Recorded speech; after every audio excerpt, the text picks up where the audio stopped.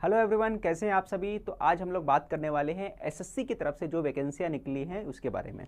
ठीक है, तो ये जो आपका बोलते हैं इसको सिलेक्शन पोस्ट है ना। फेज 10 सिलेक्शन पोस्ट जो है 2022 का नोटिफिकेशन है। ठीक है, इसमें अलग अलग जो है डिपार्टमेंट के अंदर अलग अलग पोस्ट है। जो 10वीं 12वीं और ग्रेजुएशन वाले जो बच्चे हैं, जो स्टूडेंट हैं, उनके लिए ये वैकेंसी निकली है।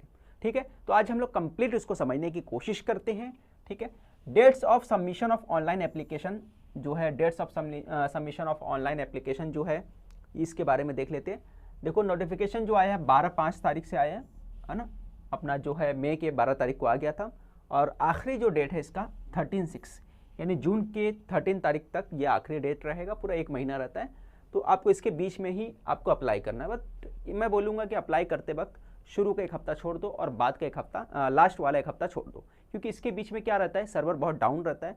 यानी कि 13 तारीख कुछ बच्चे बहुत ज़्यादा क्या रहता है, कुछ लोग फॉर्म नहीं भरते, बोलते हैं कि बाद में फॉर्म भरेंगे, बाद में फॉर्म भरेंगे, फिर क्या है टाइम निकल जाता है और आखिरी में सब टूट पड़ते हैं, जिसकी वजह से सर्वर डाउन हो जाता है।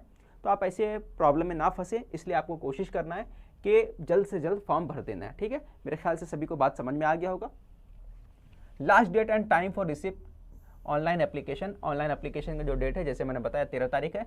Last date time for making online fees payment का जो डेट है 15/6, तो 15/6 तक आप फीस पेमेंट कर सकते हैं। अगर आप बात करते हैं ऑफलाइन चालान की बात करते हैं तो 16 तारीख तक है ऑफलाइन चालान का।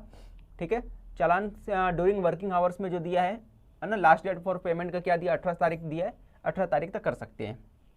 ठीक है, तो और उसके बाद अगर कुछ प्रॉब्लम हो जाता है तो विंडो खुला रहेगा करेक्शन करने का। कब तक है एप्लीकेशन में करेक्शन करने का, 20 तारीख से लेकर 24 तारीख के बीच में जो रहेगा। आपका अगर कुछ प्रॉब्लम हो जाता है फॉर्म भरते वक्त, है ना, कुछ रॉन्ग भर देते तो उसको सही करेक्शन करने का डेट रहेगा 20 तारीख से लेकर 24 तारीख के बीच में रहेगा। ठीक है, इतनी बात आपको समझ में आ गया। Date of computer based exam, जो कंप्यूटर बेस्ड एग्जाम होगा आपका वो अगस्त में होगा। टेंटेटिव बोलने का मतलब क्या है, हो भी सकता है नहीं भी, बट एक तरह से जो अगस्त में होने का चांसेस है। बहुत हुआ कभी कुछ वजूहात हुआ तो एग्ज़ाम पोस्टपोन हो जाएगा, नहीं तो अगस्त में ही एग्ज़ाम होगा। ठीक है, तो ये बेसिक बातें थी जो मैंने आपको बता दिया। फिर बात करते हैं कि हाउ टू अप्लाई कैसे करेंगे। ठीक है, तो अप्लाई करने के लिए क्या करना पड़ेगा। देखो, अलग अलग टाइप के हैं एग्ज़ाम, 10वीं वालों के लिए अलग है, 12वीं वालों के लिए अलग है और ग्रेजुएशन वालों के लिए अलग एग्ज़ाम है। तो सबको अलग अलग अप्लाई करना पड़ेगा, है ना। और नॉर्मली सबका फीस अगर बात करूँ तो 100 रुपया उसका फीस है ना। अगर 10th के बेस पे अगर फॉर्म भरना है आपको तो 100 रुपया। अगर आप मान के चलो आप ग्रेजुएशन है, आपने ग्रेजुएशन कंप्लीट कर लिया और आप 10वीं के बेस पे भी भर सकते हो फॉर्म और 12वीं के बेस पे भी भर सकते हो और ग्रेजुएशन के बेस पे भी भर सकते हो। तो आपको क्या करना पड़ेगा, 3 फॉर्म भरना पड़ेगा। 10वीं के लिए अलग भरना पड़ेगा, 12वीं के लिए अलग भरना पड़ेगा, ग्रेजुएशन के लिए अलग भरना पड़ेगा। ठीक है, तो आपको समझ में आ गया होगा। और सबका पैसे जो है 100 रुपया अलग से देना पड़ेगा। और अगर आप विमेन हो, SC ST वाले हो तो आपको कोई भी शुल्क नहीं होगा। ठीक है, आप फ्री में भर सकते हो।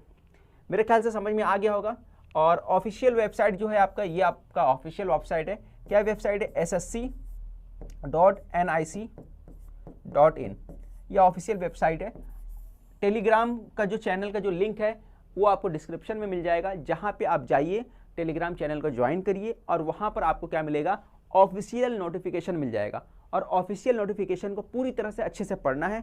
कई बातें ऐसी होगी जो मैं नहीं बता पाया हूँगा, आप अगर नोटिफिकेशन को अच्छे से पढ़ोगे तो उन बातों को आप समझ पाओगे। ठीक है, यहाँ पे दे दिया, candidates are advise in their own interest to submit online application much before the closing date. ठीक है, तो सभी फॉर्म आपको जो होगा वक्त से पहले भरना है। ठीक है, समझ में आ गया होगा। अब एज की बात कर लें तो आपका एज जो होना चाहिए 1/1/2022 तक जो आपका एज होना चाहिए, कुछ जगह 25 साल है, कुछ जगह 30 साल है।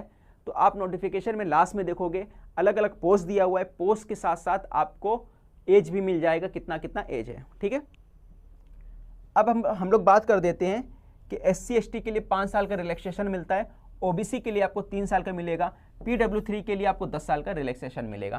तो ये आपका बेसिक जो एज रिलैक्सेशन है ये आपको समझ में आ गया होगा। ठीक है, इसके बाद अगर हम लोग बात कर लेते हैं इसके अंदर स्कीम ऑफ एग्जामिनेशन जो दिया है। स्कीम ऑफ एग्जामिनेशन क्या है, ठीक है, तो अगर आप पेपर की बात कर लो तो पेपर जो होगा 60 मिनट का होगा, है ना।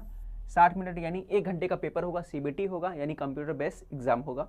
ठीक है, और नंबर ऑफ क्वेश्चन अगर बात करें, जनरल इंटेलिजेंस का जो 25 क्वेश्चन होगा और 50 मार्क्स का होगा। ठीक है, यानी एक क्वेश्चन पे 2 मार्क्स मिलेगा। क्लियर।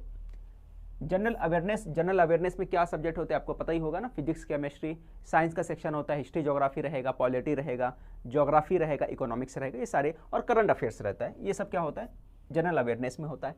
क्वांट जो होता है, तो क्वांट जो रहेगा इसके अंदर ये होता है आपका मैथ्स। तो 10वीं तक का जो मैथ्स रहेगा वो उसको नोटिफिकेशन में आपको पूरा डिटेल मिल जाएगा, ठीक है।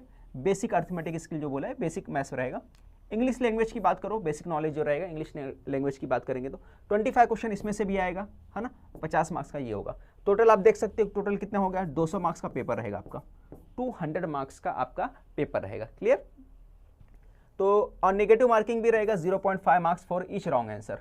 अगर हर रॉन्ग पे क्या होगा, आधा मार्क्स सीधा आपका माइनस हो जाएगा। इसलिए एग्जाम देते वक्त बहुत सावधानी बरतें, क्योंकि सीधा आपका हाफ मार्क्स कम हो जा रहा है, ठीक है। ज़्यादातर एग्जाम में कुछ में होता है 1/3 होता है, बट यहाँ पे क्या है 0.5 यानी सीधा हाफ कट जा रहा है। तो ये बेसिक बातें आपको बता दिया।